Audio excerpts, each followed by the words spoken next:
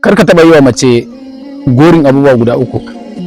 Da ni musu gorin abubuwa da guda uku nan, al'amarin duka ba daga wajensu yake ba, daga Allah. Na farko aure, na biyu saki, na uku shine aihuwa.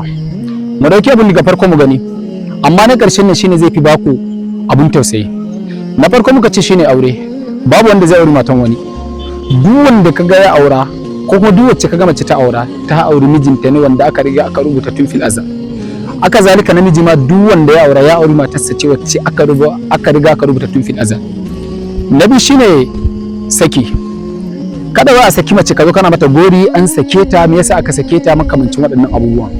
Domin sakin nan duk wanda kaga ta rabu da mijinta, wasu zaka samu dama laifin tabbas akwai laifin mazan, wasu kuma laifin matan, amma wannan duk ba shine ba. Wannan laifin duk ka duba, ka dinga duba kaddaran da Allah ya riga ya sanya tsakanin nasu. Domin kada a saki mace ka zo kana mata gori, kana ce mata kaza yayi kaza kaza nan, wannan gorin ba ta da daɗi. Ka gane? Wannan gorin kuta ba ta da daɗi. Wani sai kuma kan manta da kaddara, sai mu dinga jifan zawarawa da wasu kalmomin da bai dace ba. Ya kamata kowa dinga tunani da nasa kaddaran. Idan ka manta da kaddaran, me yasa har yanzu kake zaune baka arziki ba, kuma kullun kana fita kasuwa?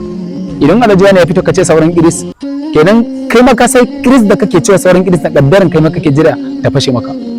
Abu na karshe shine muka ce aihuwa. Maganan aihuwa babban abu ne.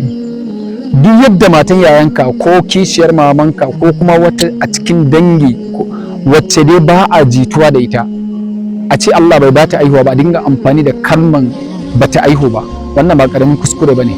Babu wanda ya san falalan aihuwa ko neman aihuwa sai wanda Allah bai ba su aihuwan ba. Duk wanda Allah bai ba su aihuwa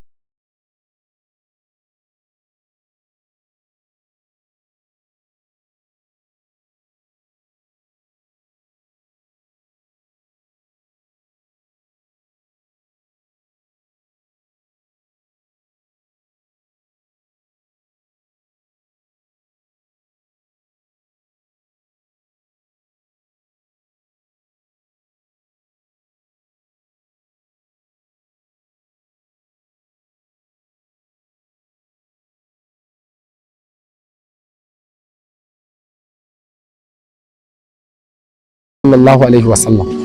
Akwai kuma wanda Allah ce ba za a bashi aihuwan ba kwata-kwata, ba mazan ba matan ba kuma gaurayi, kuma hakan ne kaddaran ne. Idan ka dauki wannan, ya cancanta ka dinga jifan matan yayanka da wannan kalma? Ya cancanta ka dinga jifan matan yan uwanka da wannan kalma?